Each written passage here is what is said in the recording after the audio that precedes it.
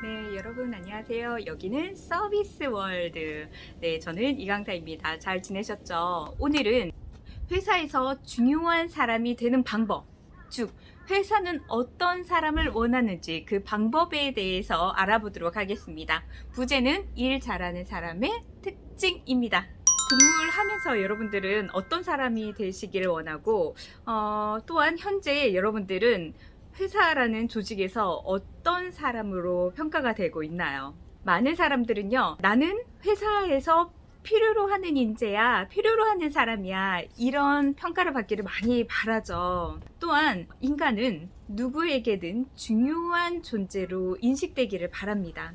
실제로 인간관계론의 대표적인 인물인 데일 카네기는 항상 다른 사람으로 하여금 나는 중요한 사람이야 라는 느낌이 들게 해야 한다는 그 규칙을 항상 갖고 살아야 한다고 합니다. 여러분들은 조직에서, 회사에서, 사회에서 중요한 사람으로 인식되고 있나요? 회사에서 중요한 사람이 되는 방법, 즉 회사는 어떤 사람을 원하는지 그 방법에 대해서 알아보도록 하겠습니다. 부제는 일 잘하는 사람의 3가지 특징입니다. 첫 번째, 긍정적인 사람. 죄송합니다. 첫 번째, 회사는 긍정적인 사람과 일하고 싶어 합니다. 인생도 그렇듯 회사 일도 내가 원하는 방향으로만 사실 흘러가지는 않죠. 그런데 그렇게 조금 힘들 때, 예상치와 좀 빗나갈 때 어떤 사고방식으로 어떻게 접근하느냐에 따라 가지고 사람들이 좀 차이가 나는 것 같아요. 어떤 문제가 될 때, 저 사람 때문이야. 저 사람만 없어도, 팀장만 바꿔도, 저 조직원만 우리 회사에 없어도, 그 방식은 여기 현장 특성하고는 안 맞아요. 우리 현장은 달라요. 안 돼요. 우리 일이 너무 많아요. 일이 너무 바빠요. 고객이 너무 힘들게 해요. 어떤 지향적 목표, 달성할 것을 딱 던질 때, 이런 식으로 부정의 것을 먼저 툭 내뱉는 사람. 그럼 회사는 어떤 사람을 원할까요? 말의 습관이 이거 할 수 있어? 라고 하면 네 해보겠습니다. 네 해볼게요. 조금 힘들 것 같은데 해보죠. 뭐 알아볼게요. 이렇게 얘기하는 사람. 그런 사람 진짜 있냐고요? 많죠? 나? 칭찬하고 싶은 한 분이 있어요. 뭐 여러분 계시지만 그분 한을 조금 소개를 해드릴게요. 갑작스럽게 A 현장에 있다가 이제는 B 현장으로 발령을 받은 사람이에요. 정말 갑작스럽게. 집에서도 멀고 이제 기존 회사에서도 굉장히 멀리 떨어진 곳이어가지고 솔직히 염려도 하고 걱정도 했는데 흔쾌히 네 알겠습니다. 그렇게 하겠습니다. 특히 그 현장은 이제는 사업을 이제 착수하는 그런 현장이었기 때문에 업무량도 많고 야근도 조금 있고 묵묵히 그것을 해내더라고요. 특히나 굉장히 좋은 업체를 발굴을 해서 다양한 종류의 상품을 고객에게 선보일 수 있고 그래서 고객 만족도는 더 높고 그러므로 해서 판매율도 오히려 더 증가하는 그런 굉장히 좋은 성과까지 이끌어낸 분이 있거든요. 그런데 긍정적인 마음을 가지고 있는 천사가 그래 긍정적으로 생각해 라고 있으면은 저쪽에서 그럴 필요 있어? 네가 그렇게 긍정적으로 생각해봤자 열심히 해봤자 급여가 더 나와 아니면 널 덜 인증해줘 아니면 승진을 시켜줄 거야 그런 거 다 필요 없어 하지마 이런 악마의 유혹이 이제는 속삭일 거란 말이죠. 생각을 해보세요. 여러분들 자녀에게도 공부해라 까지 덧붙여요. 이렇게 공부를 하면은 네가 좋지 응? 엄마 아빠가 뭐가 좋니 다 너 좋으라고 하는 얘기지 라고 얘기를 해요. 그쵸? 일도 마찬가지예요. 이렇게 내가 열심히 일을 하게 되면은 물론 회사에서도 이제 성과라는 목표치 달성이라는 것도 돌아가지만은 나의 경험이 축적이 되고요. 이제 고비에서 내가 어떤 식으로 돌파구 그리고 어떤 식으로 새로운 문제 해결 방법을 찾느냐 이게 나의 노하우가 되거든요. 그리고 나의 연료문이 되고요. 자, 그러면 실습을 해볼까요? 긍정적인 말과 행동으로 바꿔보자고요. 비합리적인 생각을 긍정적인 생각으로 바꾸는 거예요. 실습을 해보면은 과잉 일반화, 내가 말만 하면 다 반대해. 이러면서, 나 앞으로 입도 뻥끗 안 할 거야. 이렇게 생각하는 경우가 있거든요. 가끔씩 내 의견이 묵살되는 경우가 있어요. 그것을, 항상 그런 것처럼 일반화하지 말자는 거죠. 과장하지 말자. 내 의견이 이번 건에는 적절하지 않았을 뿐이야. 혹은 이번 뿐이야. 이렇게 생각을 하자는 거죠. 두 번째, 이거는 반드시 화를 내야 돼. 안 그러면은 우리 완전히 무시할 거야. 이 계약권은 우리가 반드시 통과해야 돼. 안 그러면 우리는 망해. 이런 식으로 극단적으로, 절대적으로 이렇게 생각하는 경우가 있는데, 우리 이번 건 최선을 다해보자. 근데, 그럼에도 불구하고 안 되면은, 천천히 조율하면서 맞춰보면 되지. 이런 식으로 바꿔보면 어떨까요?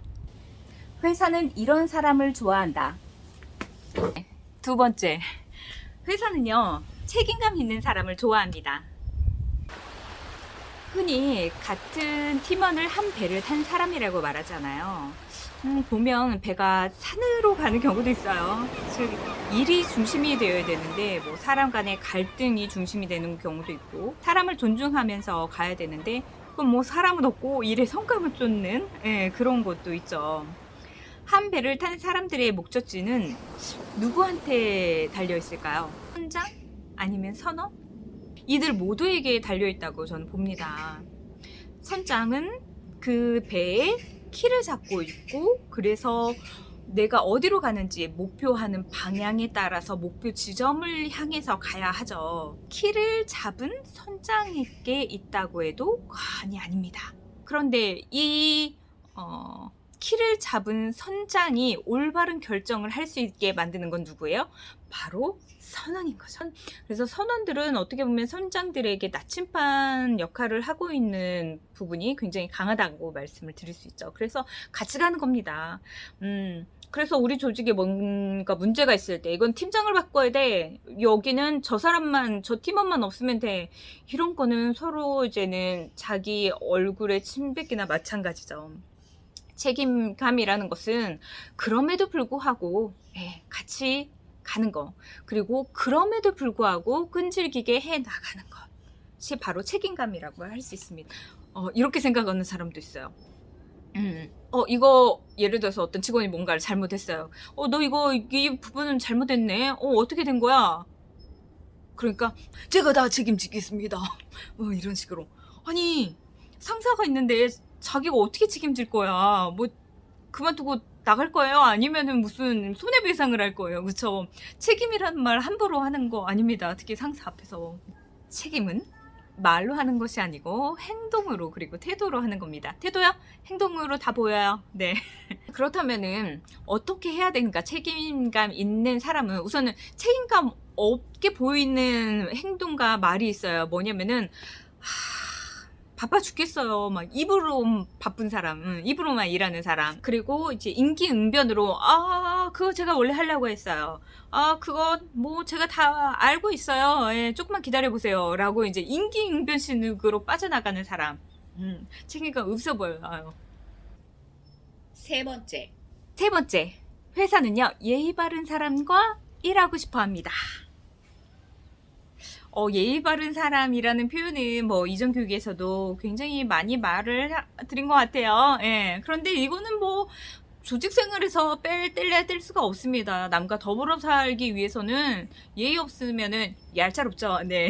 예의는 정말로 많이 필요한 건데요. 이렇게 말씀드리고 싶어요. 첫 번째, 타인을 존중하는 사람. 타인을 존중하는 사람이라는 것은 어디서 알 수 있을까요? 인사. 예의 바른 사람은 누구에게도 인사를 잘하는 사람입니다. 또한 존중한다는 걸 어디서 느끼냐 봤더니 저는 보면은 업무 내용을 서로 소통을 할 때 저 사람이 나를 존중하는구나 라는 것을 느끼는 것 같아요. 어떤 일이 발생을 했을 때 그거를 상사한테 보고하고, 그리고 그 위에 상사한테 보고하고, 이런 것이 잘 이루어지고, 어떤 일이 발생했을 때 그 사건을 관련 담당자한테 이야기를 해주고, 이런 게 됐을 때 실질적으로 존중이라는 것이 돼버리죠. 그것을 패싱해버리면 어떻게 돼요? 보고 라인을 패싱하고 그 위에 단계로 보고를 하게 되면 그 중간 단계의 보고 라인을 무시해버리게 되는 거잖아요. 그래서 보고 라인을 지키는 것이 굉장히 중요합니다. 보고 라인이라고 해서 이제는 부하직 직원이 상사한테 보고라인을 패싱하지 않고 어떤 일이 있는 것을 오늘 이런 일이 있었습니다 라고 구두로 보고하는 거. 더 좋은 거는 정말 중요한 거, 또 핵심적인 거는 문서로 정리해서 보고하는 습관이 정말로 중요해요. 왜냐면은 그렇게 하면서 이 사건의 요지가 무엇인지, 그리고 어떤 식으로 진행이 돼야 되는지 내가 정리할 수 있는 기회를 갖거든요. 그래서 내가 정리를 해보고 그리고 나서 보고를 하면은 보고하다가 깨지지 않죠. 예. 오, 이런 사건이 있었어. 얼른 알려야지. 알려서 내가 중요한 사람이라는 것을 인식시켜야지 하다가 깨지는 경우가 있거든요. 그래서 깨지지 않고 정말 내가 원하는 목표를 달성하기 위해서는 보고하기 전에 내용을 정리하는 것이 중요합니다. 또한 윗사람도 어떤 내용이 있어가지고 우리 현장에 오늘 이런 행사가 있어요. 그렇기 때문에 A팀에서는 이런 것을 조금 주의해 주시고, A팀에서는 지금부터 오전 10시까지는 빨리 이 업무를 처리해 주길 바라요 라고 이제는 공유를 해줘야 되는 거예요. 회사가 이제 나 혼자 하는 것이 아니라고 말씀드렸죠. 톱니바퀴처럼 돌아가요. 나 혼자 해서 잘 되는 것이 아니고 A팀, B팀, C팀 이런 것으로 톱니바퀴처럼 돌아가는데 C팀은 모르고 있어요. 그것을. 그럼 이게 톱니바퀴 돌아가요? 안 돌아가죠. 그렇기 때문에 회사가 좋아할 리가 없죠. 그렇기 때문에 서로 위에서는 아래로 이제는 정보 공유가 잘 돼야 되고요. 그 다음에 아래에서는 어떤 사건이 있었는지 보고가 잘 돼야 되고, 수평적으로도 담당자끼리도 공유가 돼야 되고, 이 조만 잘 되는 것이 아니고 이 조가 발생된 것이 그 저기 F조에 있는 거 상관없는 것 같죠? 다 상관 있어요. 그렇기 때문에 핵심되는 것은 잘 공유를 해야 됩니다. 자, 이렇게 해서 회사가 좋아하는 사람, 나는 회사에서 중요한 사람이 되고 싶은데 어떻게 해야 되느냐, 그 답도 되겠는데요. 그래서 크게 3가지 말씀드렸죠. 그래서 회사는 긍정적인 사람을 원합니다. 회사는 책임감 있는 사람을 원합니다. 그리고 회사는 예절 있는 사람을 원합니다. 자, 그런데 왜 이런 노래가 있었죠? 청바지가 잘 어울리는 여자, 밥을 많이 먹어도 배 안 나오는 여자. 그런 것처럼 거기에서 이제는 여자 파트에서 이렇게 얘기를 하죠. 여보세요, 날 좀 잠깐 보세요. 희망사항이 정말 거창하군요. 그런 여자한테 너무 잘 어울리는 난 그런 남자가 좋더라. 네, 이런 것처럼 우리 회사는 책임감 있고 긍정적이고 예절 바른 사람 원하지만은 그런 사람한테 정말 잘 어울리는 회사가 되어야 되겠죠. 연봉 인상이라든지 복리 후생이 좋은 그런 회사를 원하는데, 그런 회사를 원하는 만큼 여러분 스스로도 좋은 회사에서 필요로 하는 그런 사람이 되었으면 합니다. 누군가를 판단하기 전에요, 내가 어떤 사람인지 먼저 들여다보는 그런 기회였으면 좋겠습니다. 오늘 이 교육이 말이죠. 자, 오늘도 들어주셔서 감사합니다.